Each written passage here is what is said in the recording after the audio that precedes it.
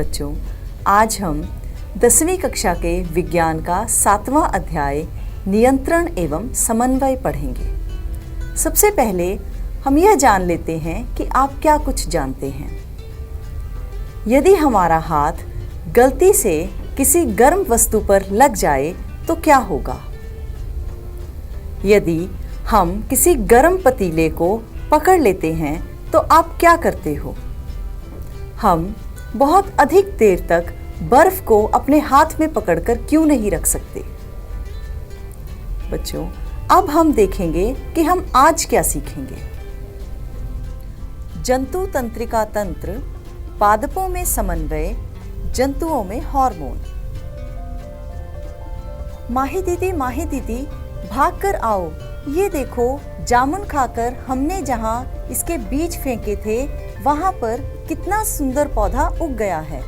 हाँ अनमोल, यह सच्ची बहुत सुंदर है, लेकिन तुम धीरे बोलो, मुझे तुम्हारा ऊंचे स्वर में बात करना अच्छा नहीं लग रहा। दीदी, आज धूप बहुत तेज है, मेरी तो आंखें ही बंद हो रही हैं। पता नहीं ऐसा क्यों होता है। चलो दीदी, मम्मी दूध लेकर आई हैं, हम दूध पीते हैं। हाय मम्मी, गिलास तो बहुत गर्म है।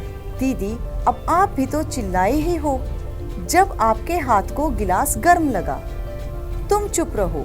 यह पादप एवं मनुष्य का बढ़ना, गर्म या ठंडा महसूस होना, तेज धूप में आंखों का बंद होना, कुछ और ऐसी बहुत सी क्रियाएं हैं जो पता नहीं किस प्रकार होती हैं। दीदी, आप सुबह अपने अध्यापक से यह सब कुछ पूछ कर आना। अगले दिन माही ने अपने अध्यापक से इन सब क्रियाओं के बारे में। देखो बेटा जी, आप जब पौधे के उगने के बारे में बात कर रहे हो, वह गति पौधे के बढ़ने के कारण है।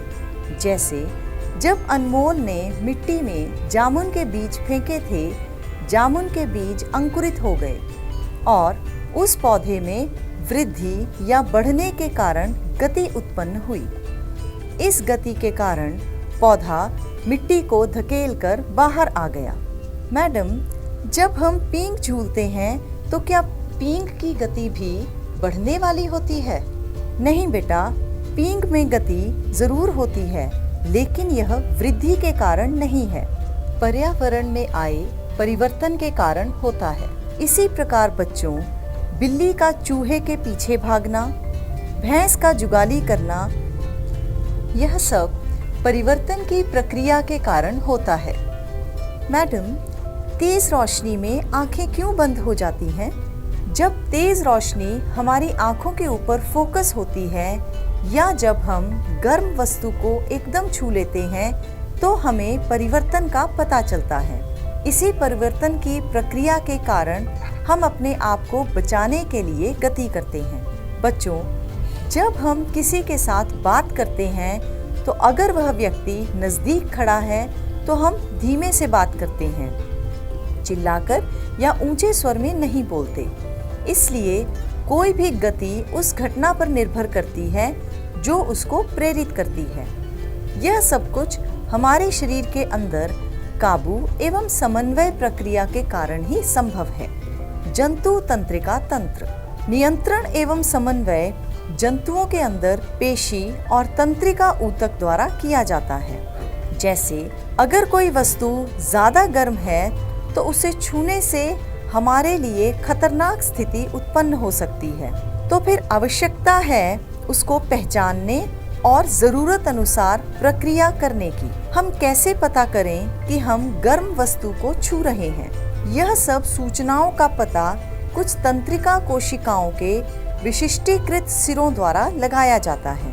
ये ग्राही हमारी ज्ञानेंद्रियों में स्थित होते हैं, जैसे आंतरिक कर्ण, नाक, जिह्वा इत्यादि। सबसे पहले हम तंत्रिका कोशिका अर्थात न्यूरॉन की संरचना के बारे में जानेंगे। न्यूरॉन के 3 मुख्य भाग हैं: द्रुमिका, कोशिका काय तथा एक्सॉन।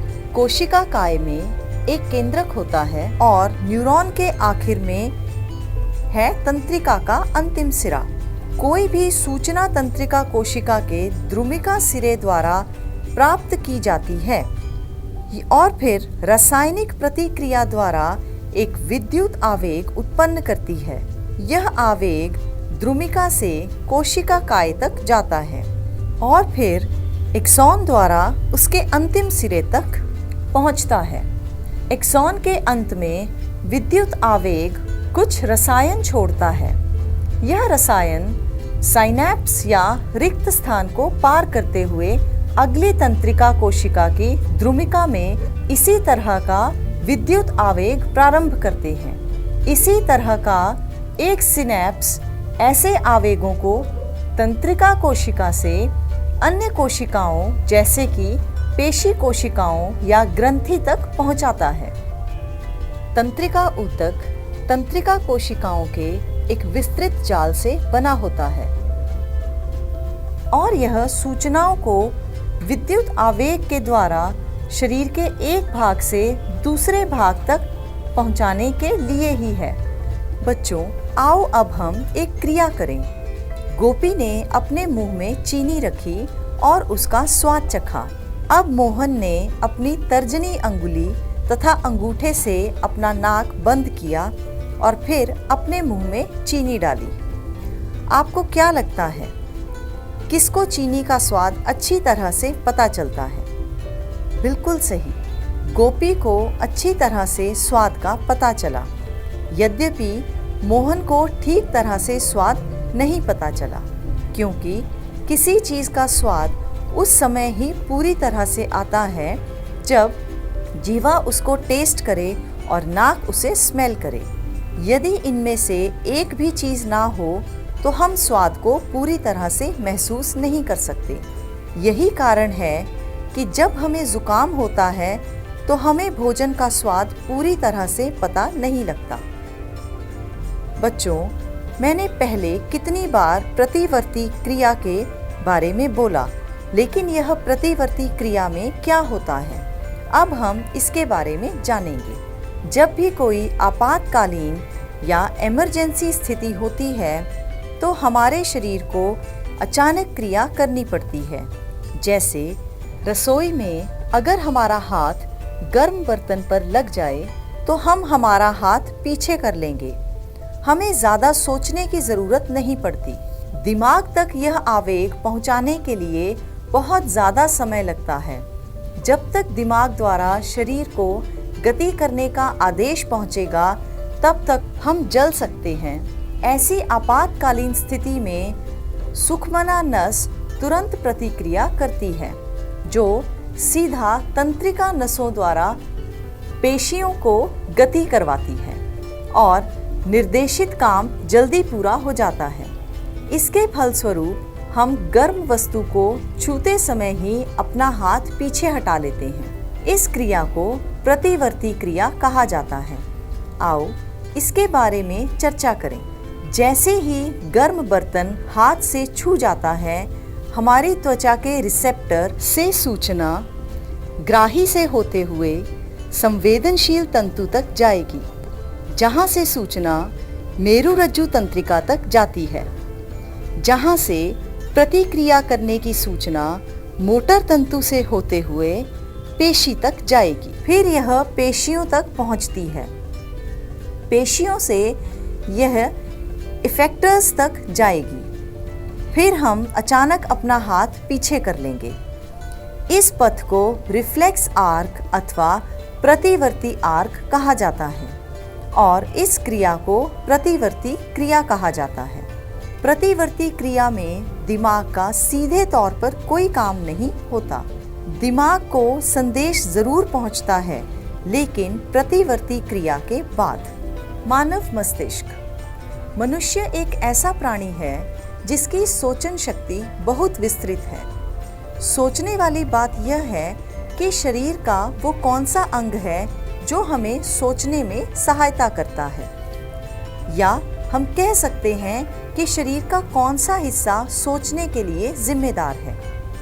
हम सोच सकते हैं हमारी बहुत सारी क्रियाएं हमारी सोच शक्ति का नतीजा हैं, जैसे लिखना, बात करना, कुर्सी घुमाना आदि। किसी प्रोग्राम के खत्म होने पर तालियां बजाना हमारे शरीर के बीच में एक जटिल और मांसपेशियों वाली रचना, जिसको हम दिमाग कहते हैं, सोच शक्ति के लिए जिम्मेदार होता है। दिमाग उपरोक्त क्रियाओं के लिए पेशियों तक संदेश भेजता है। काबू एवं समन्वय को अच्छी तरह समझने के लिए आइए हम यह चित्र देखें। तंत्रिका प्रणाली को दो भागों में बांटा जाता है, केंद्रीय तंत्रिका तंत्र और परिधीय तंत्रिका तंत्र। केंद्रीय तंत्रिका तंत्र में मेरुरज्जु केंद्रीय तंत्रिका और मस्तिष्क हैं।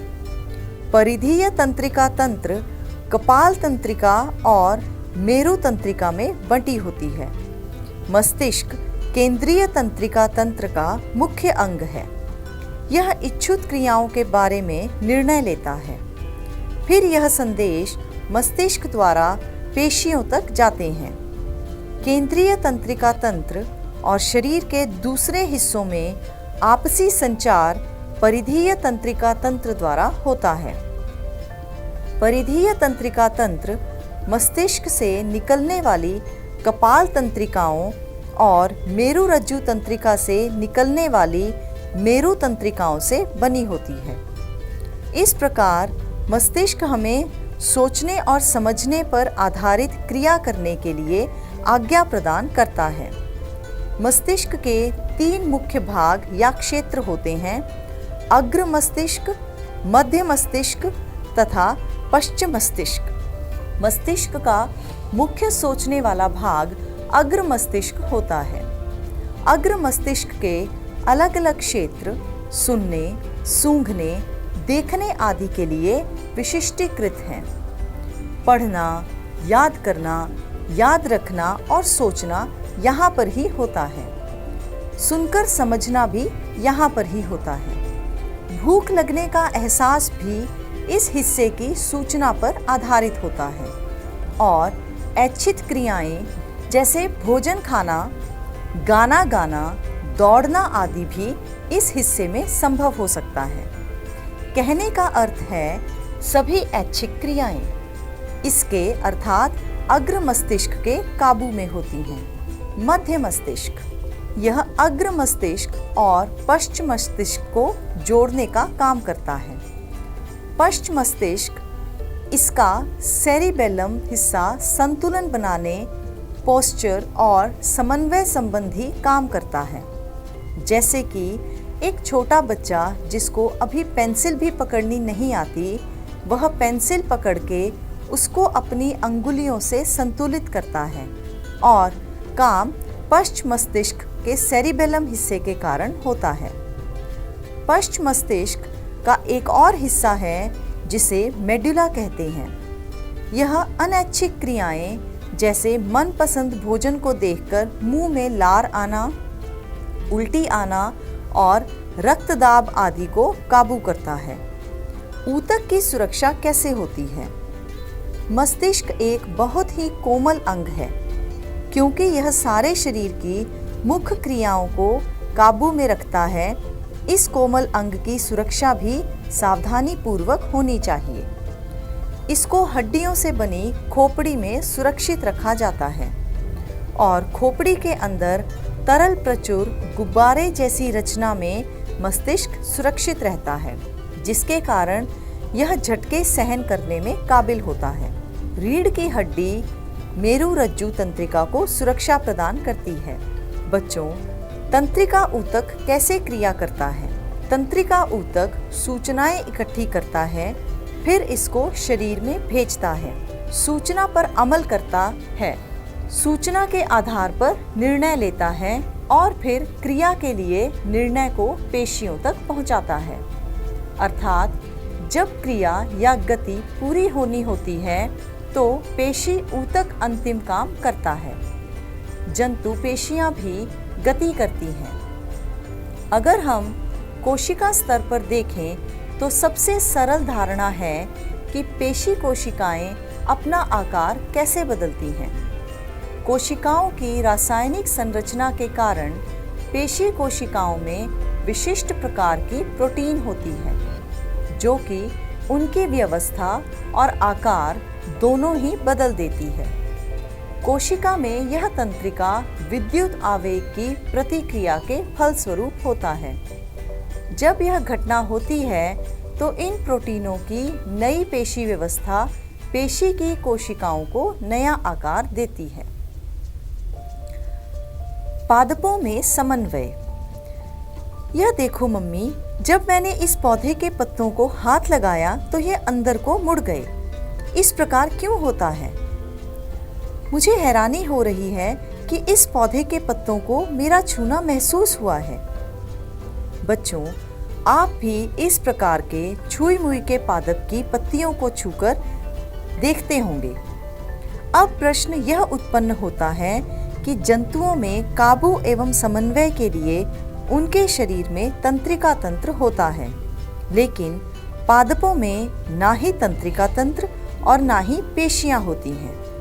फिर छुई मुई का पादप कैसे समन्वय करता है? इसी प्रकार जब कोई पादप बीज से उत्पन्न होता है तो जड़ नीचे की ओर और तना ऊपर की ओर ही क्यों जाता है? यह दोनों स्थितियां भिन्न भिन्न हैं। पहली स्थिति में जब छुई मुई के पत्तियों को जब कोई छूता है तो उसकी पत्तियां प्रतिक्रिया करती हुई बहुत तेजी से गति करती हैं। दूसरी स्थिति में पादप की गति चाहे जड़ की हो या तने की, यह उसकी वृद्धि के कारण होती है। इसलिए इससे यह पता चलता है कि पादप की गतियां दो प्रकार की होती हैं, एक जो वृद्धि पर निर्भर करती है और दूसरा जो वृद्धि पर निर्भर नहीं करती है। सबसे पहले हम वह गति देखेंगे जो वृद्धि पर निर्भर नहीं करती, अर्थात वह वृद्धि से मुक्त है, अर्थात उद्दीपन के लिए तत्काल अनुक्रिया। बच्चों, अब हम उस प्रश्न के उत्तर को ढूंढेंगे जो शुरू में ही उस बच्ची ने पूछा था। छुई मुई पादप में कोई तंत्रिका तंत्र तो है नहीं, ना ही कोई पेशी, फिर भी उसकी पत्तियां स्पर्श करने पर गति करती हैं।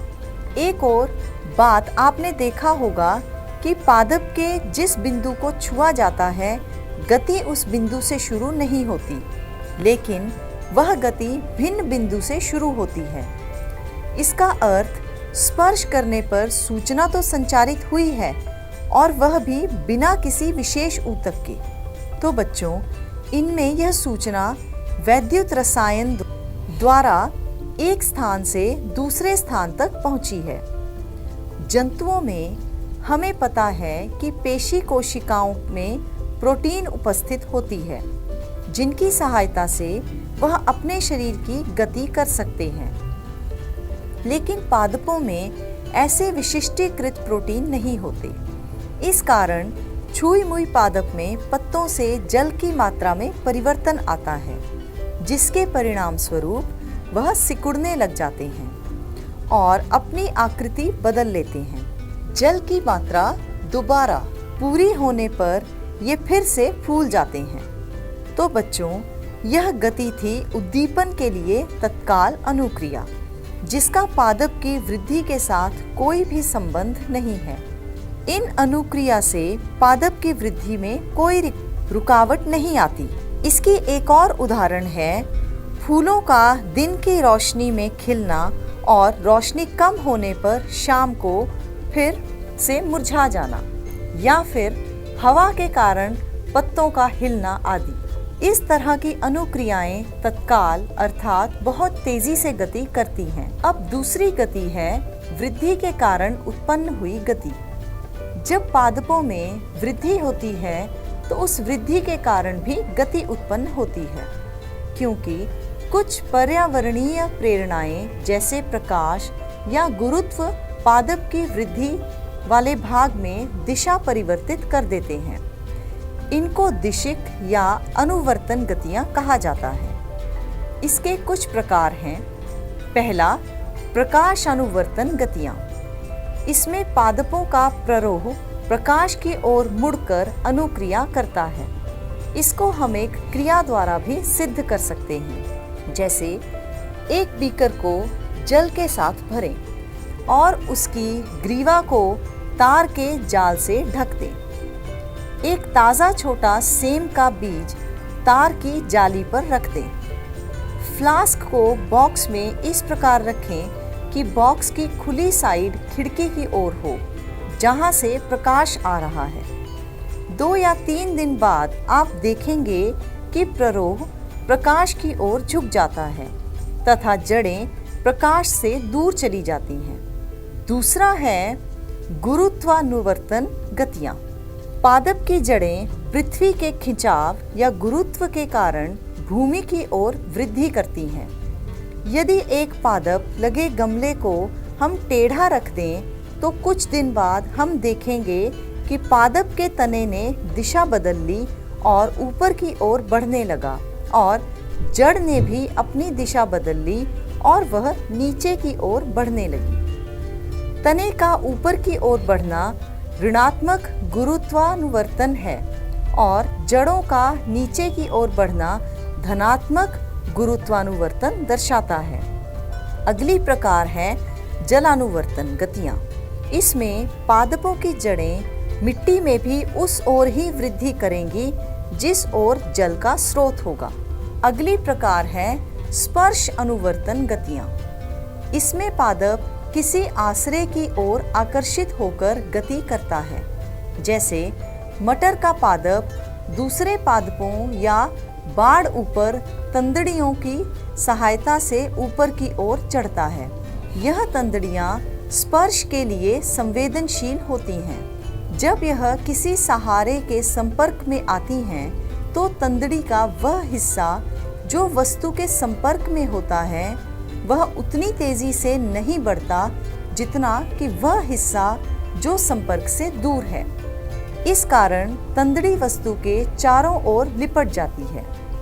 अगली प्रकार है रसायनानुवर्तन गतियां। इसमें पादप की वृद्धि की गति किसी रसायन कारण होती है।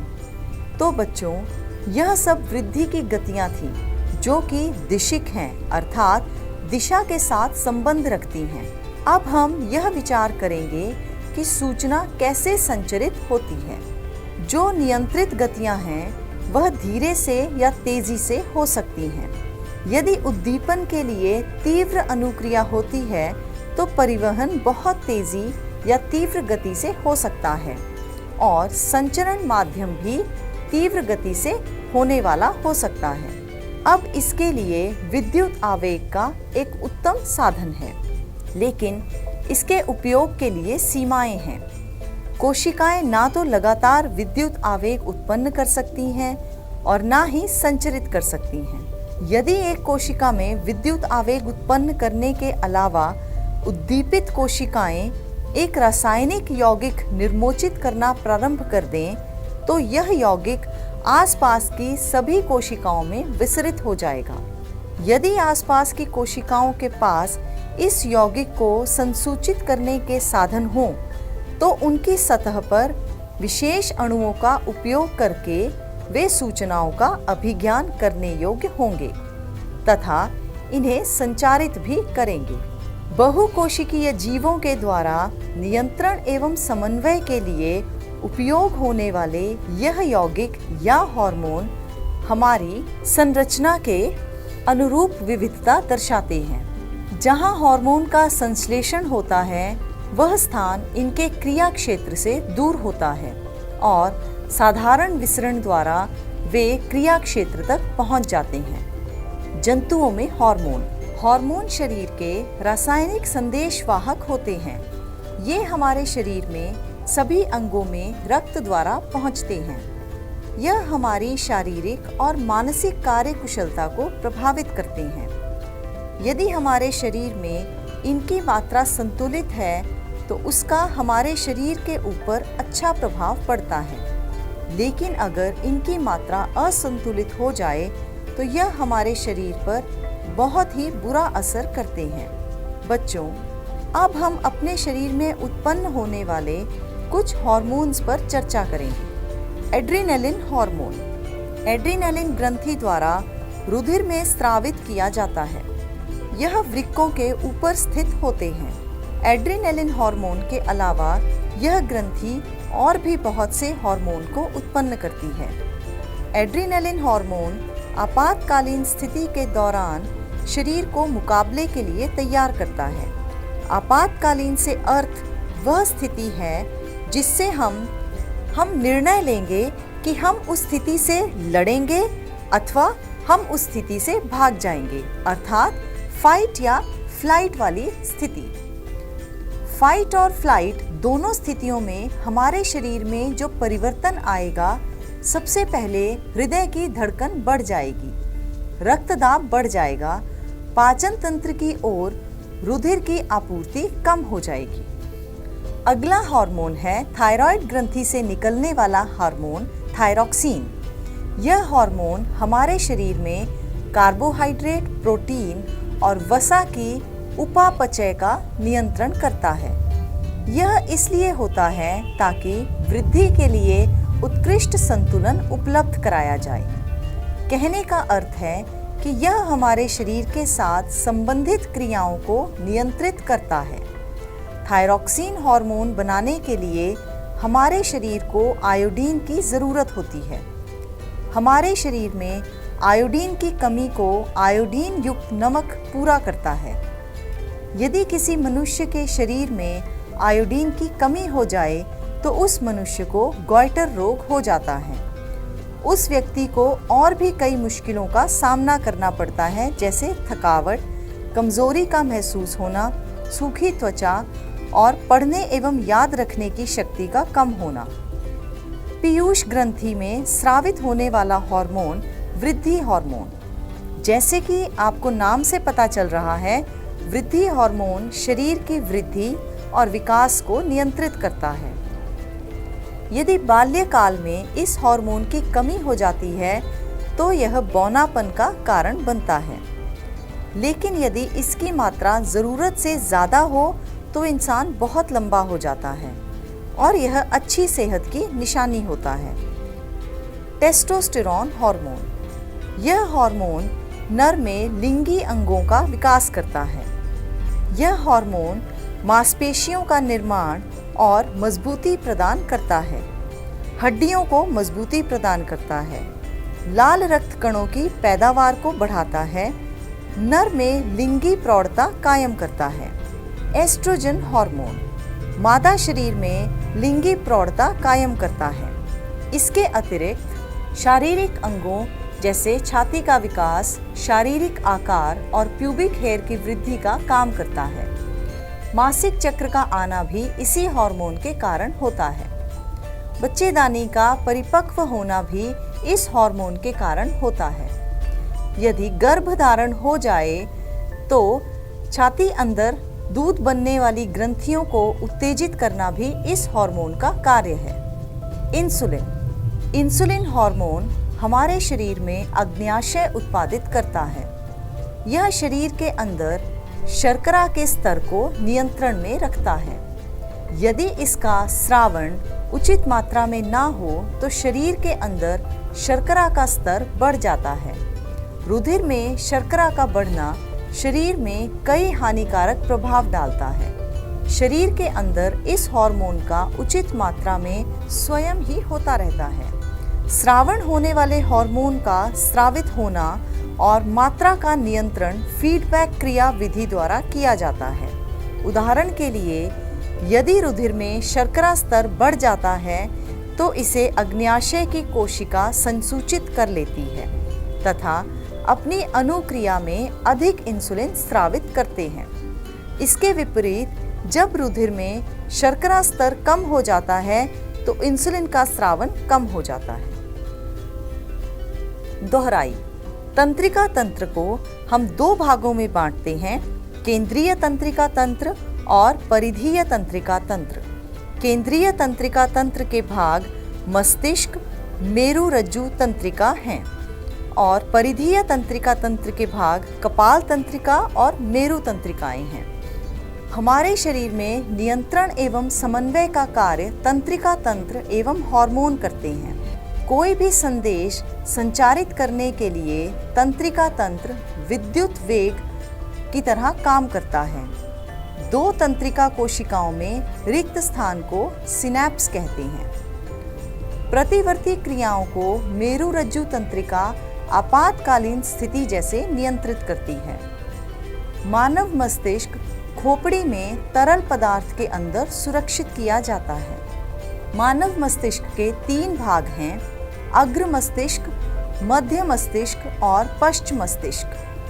पादपों में समन्वय रसायनों के साथ होता है। हार्मोन की क्रिया को पुनर्भरण क्रियाविधि नियंत्रित करती है। बच्चों, अब मैं आपसे कुछ प्रश्न पूछूंगी और आशा करती हूँ कि आपको इनके जवाब आते ही होंगे। सबसे पहले रिक्त स्थान। साइटोकाइनिन एक डैश हार्मोन है, तो इसका सही उत्तर है पादप हार्मोन। मेरा अगला प्रश्न, 2 तंत्रिका कोशिकाओं के बीच रिक्त स्थान को डैश कहा जाता है, तो इसका सही उत्तर है सिनैप्स। अगला प्रश्न, रीढ़ की हड्डी डैश को सुरक्षित रखती है, इसका उत्तर है मेरुरज्जु तंत्रिका।